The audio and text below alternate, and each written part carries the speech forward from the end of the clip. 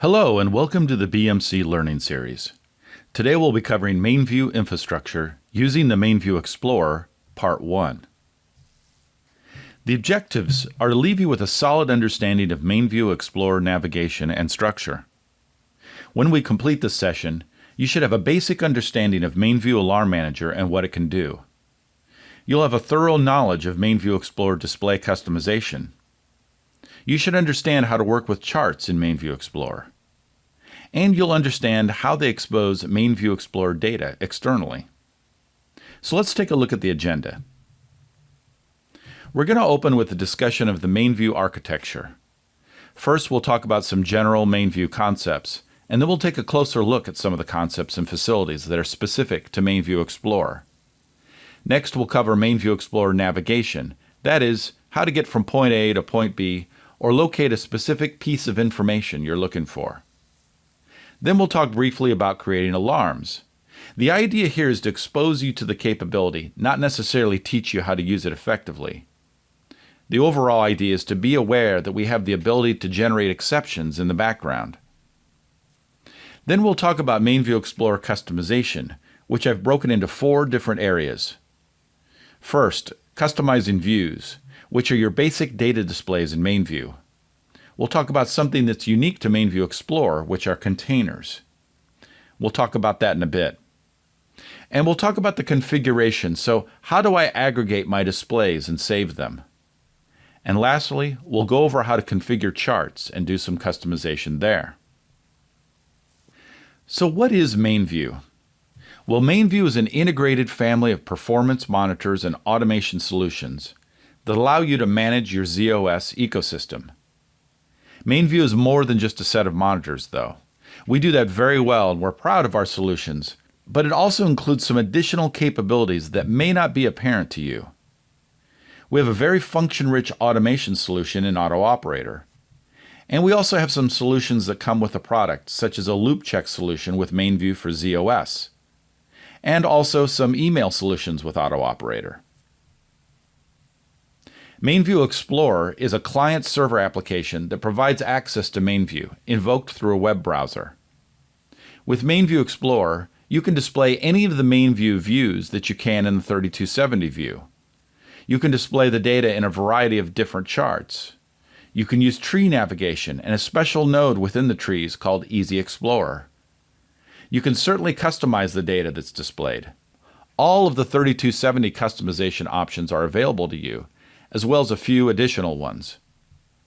You can create and save configurations. Configurations are your entire MainView Explorer session. You can publish displays for viewing. There's also the ability to export. And of course, you can display context-sensitive help. MainView Explorer comes with some fairly robust help facilities. You're encouraged to select the help, click on the little help buttons, or you can just right-click on a field and select help and get additional information that way. So let's take a closer look at the MainView architecture. MainView consists of 3 primary address spaces. You have your product address space, or PAS, your coordinating address space, or CAS, and your user address space, or UAS, which is the MainView session. Now, there are additional address spaces that we're not going to talk about, but these 3 are central to the way that your product operates in providing data to the user session. So we're going to focus on just these 3. The product address space executes as a started task and provides all the data management routines for MainView infrastructure. This is where we go and run the data collectors that go out and collect the data, either based on events or by query and control blocks. And it's also responsible for storing the data. So when a user comes in and asks for data, maybe from the previous time period, the PAS is responsible for finding that data in the history files and passing it back through the architecture. There are some MainView solutions that share a PAS, MainView for z/OS, MainView for Unix System Services, as well as a CMF monitor, all run on the same PAS. MainView for CICS, MQ, IMS, DB2, as well as Auto Operator can all run on the same PAS as well, though typically they do not. Most customers, we tell them to break them out by functional areas, but that's not an architectural requirement. And there are some MainView solutions that require their own paths, such as MainView for Java environments and MainView for IP. The second type of address space is the MainView CAS, or Coordinating Address Space. The CAS executes the subsystem, and you'll generally have one per each LPAR. The CAS is responsible for managing the communications with other CASs, so you can find targets on different systems. And it provides the connectivity between the MainView user and the product address space. The CAS also hosts a special component of the MainView infrastructure called the Plex Manager, and the Plex Manager is where we define and manage our inner CAS communication links.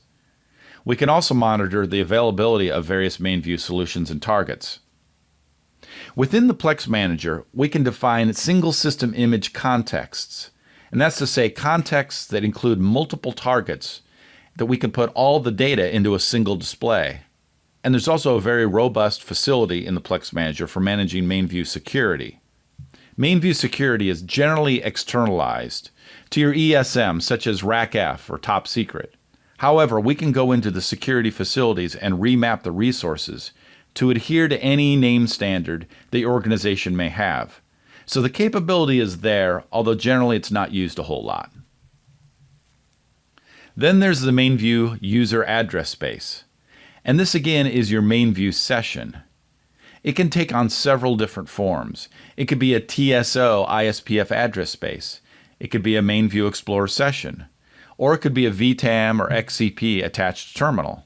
So they all look and behave the same. The MainView Explorer, of course, will have a GUI interface.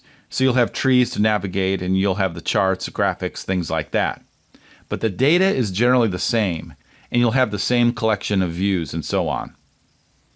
Now, the way things work is that when the user address space connects to the main view, what he does is he forms a connection to the CAS. And the CAS is responsible for locating data and passing it back to the user address space. So essentially, he's the traffic cop in the architecture. So here's how the pieces all fit together. You can see that we have two LPARs, sys-A and sys-B, and we have a CAS running on each of these LPARs. Now these CASs are connected via XCF, but they're within a sysplex, so they can be defined via TCP/IP or VTAM as well. Now in each system in this scenario, we have one PAS running, and then we have a user address space, which in this case is an Explorer host server because we're coming in through the Explorer. So when the user at his terminal requests data, it comes to the host Explorer server, who will send that request up to the CAS. The CAS will say, oh, where do I need the data from? He locates the targets. If he needs to, he'll send that request to the other CASs on different LPARs. He'll get the data, collect it, pass it back to the host server, who passes it to the user session. So that's the general flow. And the key point here is the CAS provides a level of abstraction between the user address space and the product address space, and that allows us to do some interesting things with the data itself. Now, there's another address space worth mentioning, and that's the DBC, which holds the component called the Next Generation Logger. The Next Generation Logger provides high-efficiency logging capabilities. It allocates and initializes log files for products within the MainView family. It also manages the login and retrieval functions of that data. As mentioned, he executes within the DBC subsystem, and it provides login functions for the MainView infrastructure, as well as MainView for DB2, MainView for MQ, MainView Transaction Analyzer, and MainView for Java environments. So this is a required component of the architecture. You generally won't have to do anything with it as a user. It all happens within the background. But it's a key part of the architecture and it's worth mentioning. So when we first get into the MainView Explorer, we're going to see a display like this. And it really consists of three different panes. We have our navigation pane on the left. Here we decide what the context is. That is, what targets do I want to look at, such as a KIX region or MVS LPARs. Then at the bottom, we have a product tree, which provides a list of the various displays for the selected context. At the bottom, we have a messages pane, which will return messages from the MainView Explorer relevant to what you're trying to do or what you're displaying. And then we have the display pane, which is where you'll see the results of your selections in the product tree, or the results of commands you may issue. Let's take a closer look at the navigation pane. It consists of two different parts. At the top, we have a context tree. And again, that's determining what data we want to see from what targets. And once we set a context in the upper tree, the lower tree will be populated with a bunch of selections, and we can navigate that tree to find the view that we're interested in seeing, double-click on it, and it will populate the display pane with that data. If we want to set a context that covers multiple targets, we have to click on the Product tab above the context tree. When we select that, we then drill down into the various products, and we see that there are multi-system contexts listed. In this case, we have a context of all, and if I set my context to all, I would right-click on the all and select SSI contexts. If we had custom contexts, they would also appear in the tree, and you could select those as well. So once we've selected our context, you can see the bottom tree becomes populated with some items that we can navigate to find the displays we're interested in. Now there's a special entry within the products tree called the EZExplorer Node. And the EZExplorer node allows you to display views and configurations by various data types. And by data types, I mean real-time data versus interval data versus short-term data, etc. It also provides you with description labels for the areas or views that you want to display.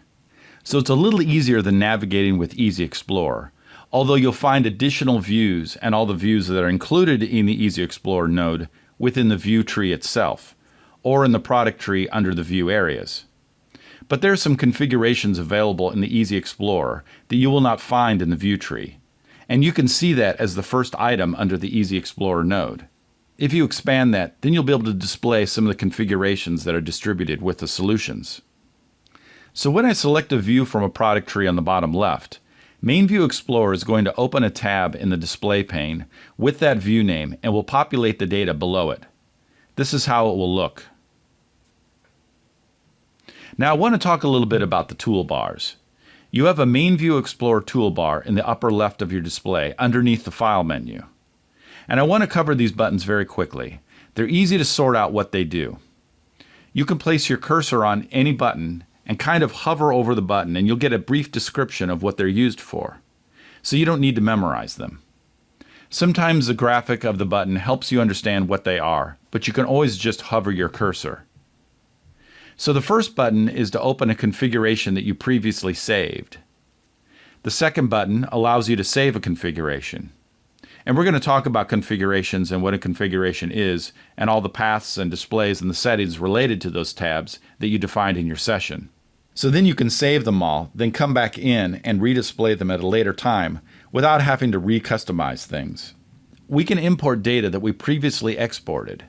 We can export our data to a display in an XML file. We can create view containers. So if we want to aggregate various views and charts into a single pane, we can do that with a view container. And we'll discuss this a little bit later. If we have a request that we've issued, a command or maybe a view display that we're looking for, and it does not seem to be coming back as quickly as we like, if the request is active, this button will be the stop sign that's highlighted, and you can click on it to terminate the pending request. The next button allows you to bring forward any detached views.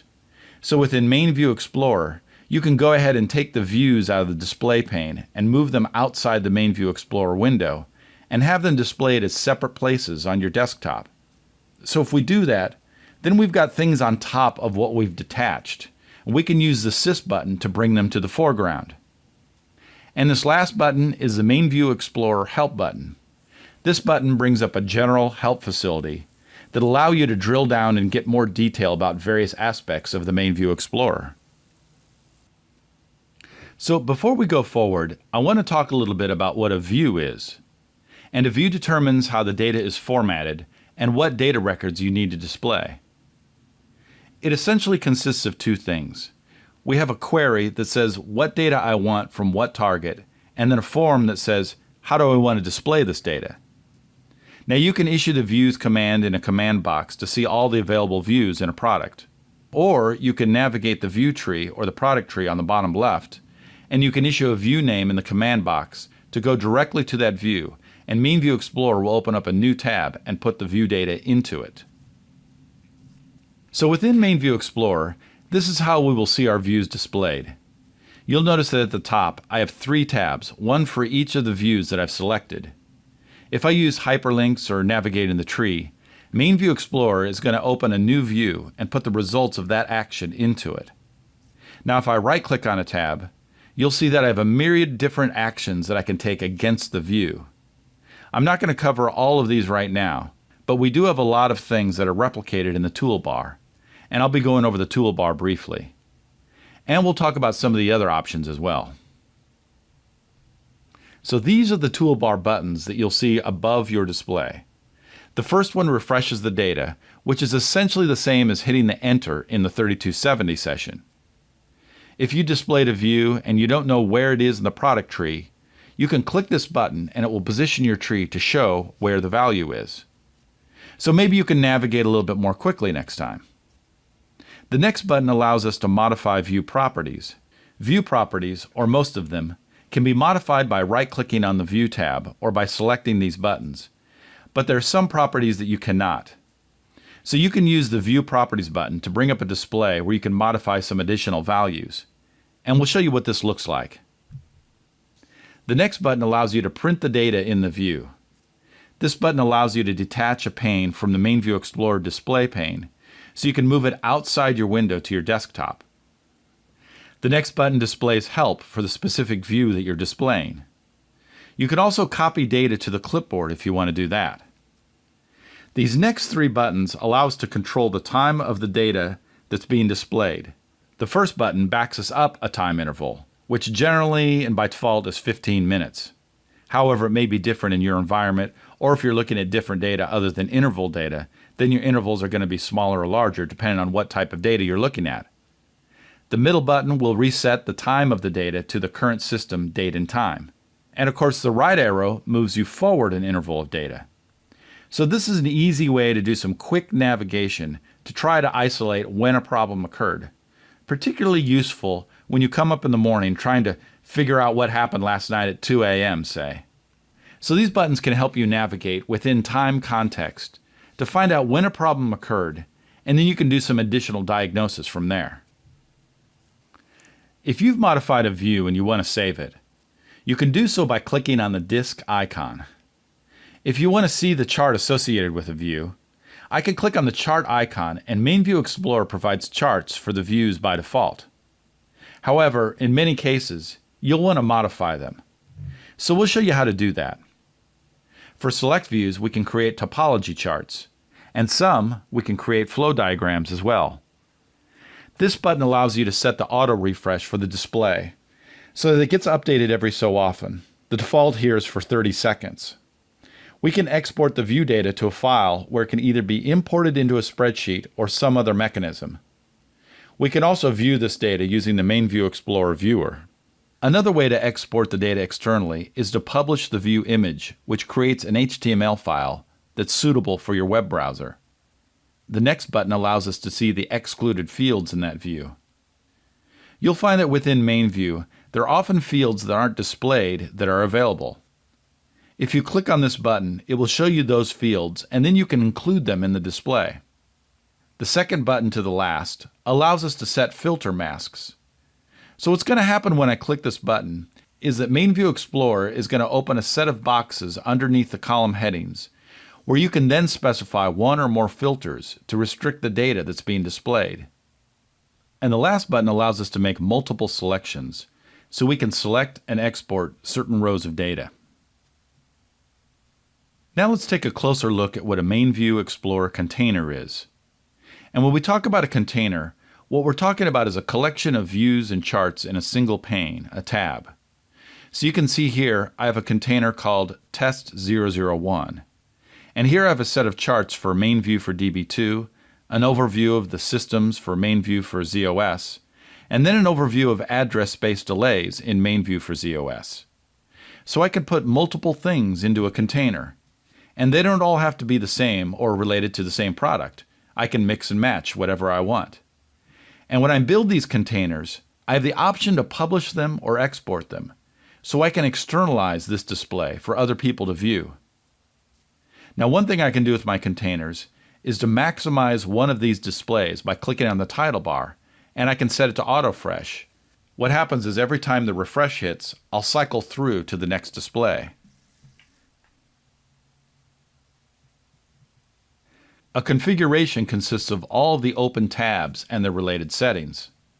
So it will contain all of your charts, your views, your containers that you've opened. If you want to save your configurations, you can do so. It will write it into the BBC def library in your ZOS. By default, we want to write that to your userid.bbcdef. When you save your configuration, you can say, hey, I want to open this configuration when I start a MainView session. So you can set that to be your default, and I'll show you where to do that. It's a nice facility to collect things together once you've got them customized. And then you can come into MainView Explorer in the morning, you can open up your configuration, and we'll have all your displays already set up for you. So maybe you have one for monitoring, and you have one for, say, diagnosis. You can just flip between them using the configuration. MainView Explorer has a lot of help available in the online. You can right-click on a field or a column and select Help, or you can click on one of the toolbar Help buttons. There's a lot of good information in there. Everything you're going to find in the manual, you'll find in the online help. You'll see field calculations for some of the values. There may be tuning tips and suggestions for others. And it's fairly comprehensive. There's a lot of good information in there. If you're not sure how to do something, I encourage you to review the help in the online for MainView Explorer. Now, MainView Explorer, like the 3270, allows for the integration of various data into a single display. So here we're looking at a display that contains 3 different products. This would be a container. We have MainView for ZOS at the top, MainView for IT here below it in the middle, and then at the bottom we're looking at MainView for Java environments and some JVMs. Over on the right, you'll see that you have some charts related to MainView for DB2. So we can bring all these into the same container. We can also look at these for different targets. So I don't have to be looking at the same system. I can be looking at different systems or sets of systems. I could be looking at different sets of subsystems. So maybe I've got certain sets of CICS regions I want to look at, or DB2s, and I can do so and put them all in the same container. And I can also look at data from different times. So you can see in the middle here, we have our data set to 9:15, while at the top it's set to 8 a.m. Down at the bottom, we have 9:51, which is real time, and then the DB2's data is also from 9:15. So the data doesn't all have to be from the same time of day. We can mix and match it however we want. And this goes back to the architecture of the product, and with the CAS providing abstraction to the product address space. So the user address space doesn't need to know anything about this. All he wants is data records. So he may say, I want it from a certain time, and it's up to the PAS to retrieve that data and pass it back to the CAS.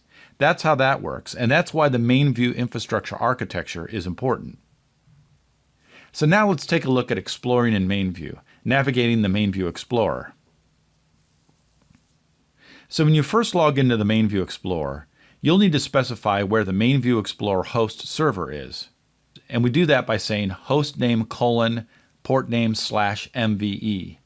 Now, if you don't know what the host and port name are, you can find them in the MainView Explorer host server starter task, or you can ask the installer or administrator for MainView what those values are. So once you put those values into your URL, you hit enter, and you'll be presented with a display similar to this. You can click on the MainView Explorer button to install MainView Explorer. If you want to preserve your logon credentials so that you don't have to enter them every time, you can click the Auto Logon buttons. MainView Explorer will store your user ID and password in an encrypted form on your local machine, so that when you log in, you don't have to type that data again. If your password should expire, then you'll have the option to change it, and it will change it here as well as in TSO. That way, they'll stay synchronized. It is now imperative that you add a desktop icon for MainView Explorer, as the Java is no longer supported. And once you do this, in order to start the MainView Explorer, you simply double-click on the icon that's created. When you first come into the MainView Explorer, you're going to see a display like this. And in the upper left, you'll see that we can break out the context in 3 different ways. We can look at it by area, which would generally be the discipline or organized by teams. We can look at it by systems, so which LPARs. Or we can look at it by the product. And I suggest that you use the Product tab to view your context tree, because that's the only place where you can see multiple target contexts. So once I select a context in the upper tree, the lower tree will be populated with views and configurations that I can select. And once I find something in there, I can go ahead and double-click it, and it will populate the display pane with the data. So in this case, I'm going to drill down into DB2, and I'm going to double-click on the DB2 subsystem DJJ1. And when I do so, MainView Explorer will open the display for me that will show some default data. And here I get a nice little overview of MainView for DB2 for DJJ1, showing me some information on some key metrics. As I mentioned, if I select the Product tab, then I'll see multiple target contexts, such as all. And if I wanted to set this context, I would right-click and select SSI Context, and then the bottom tree down here will be populated with some items that I can select from. Now there's a special node that's populated in the product tree called the EZExplorer, and the EZExplorer node provides a meaningful way to identify the data that you're looking for. It's broken out in several different ways, and the first thing it's broken out is by configuration and views. There are some configurations that are distributed with the product that are very nice. In this case, we're looking at one for Kix system status. So you can see that we're getting some overview of the Kix region at the top. Then we have a chart that's showing the average response time for all of our regions over a period of time, as well as the transaction rate. This gives us a nice sense of what's happening in our Kix regions at a glance, and we didn't have to display any views. We just opened this configuration and it was all there for us. So these can be pretty nice, pretty helpful. Hopefully there'll be more and more of these as we go forward, but we can certainly build more on our own as well.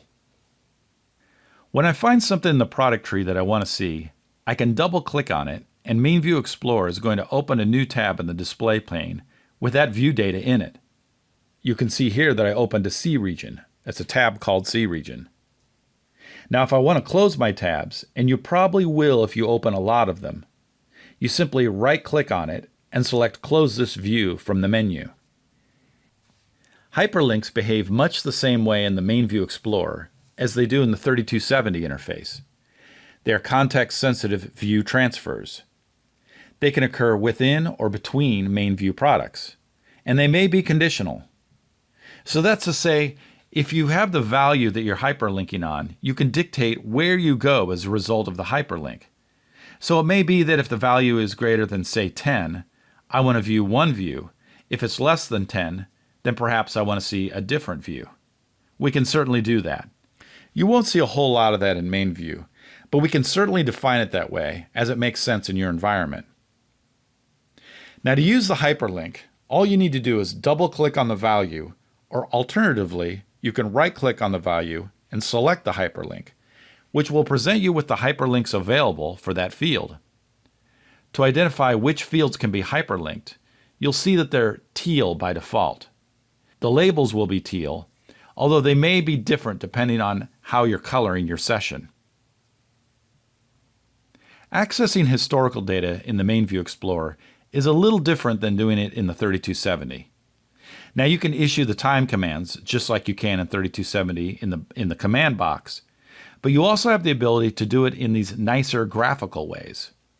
So the first thing I want to show you is the View Properties button.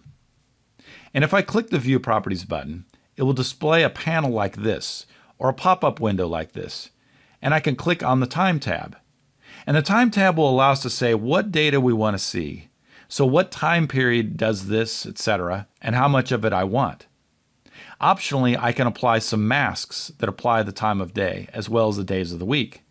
So once I've set the date, I can hit Apply, and my data will reflect those values. I can also hit the Current button down here in the middle bottom that will reset my time to the current data, so I'll be looking at real-time data. And the other alternative for navigating in time are these buttons in the toolbar, which we talked about earlier.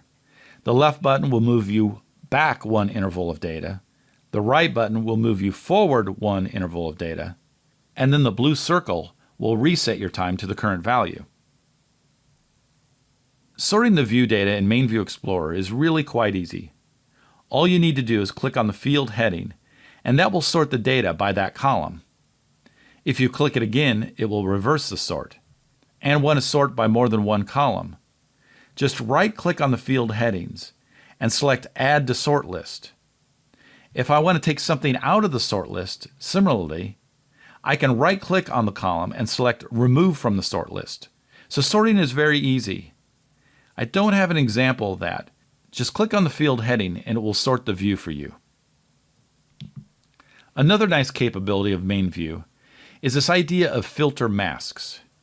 So if you click on the filter mask icon, which I've highlighted here, MainView Explorer is going to open some fields underneath the headings where I can specify one or more arguments. So in this case, I'm going to set a filter that sets the value to greater than 100. So when I do that, I put greater than 100 in the field, and you can see that it immediately filters the data only to show me those records. Now I could set multiple filters here. It's possible to issue commands to MainView Explorer, and this can be useful if you're trying to find a view and you can't locate it in the tree. You can type the view name in the command box, and it will populate that view into the display pane. There are going to be cases where you won't see a command box. In those situations, if you right-click in the view, there'll be an option in the menu to enter commands, and you can select that, and then you can enter the command in that command box. If you want to issue line commands against records in the MainView Explorer, you would right-click on the record and then select Line Action. You'll be presented with a list of various actions you can take against that object. Now in some of the views you'll see at the top, such as in this case, there will be a list of various line commands and actions that you can take. This isn't always going to be the case. In fact, in most cases it won't be.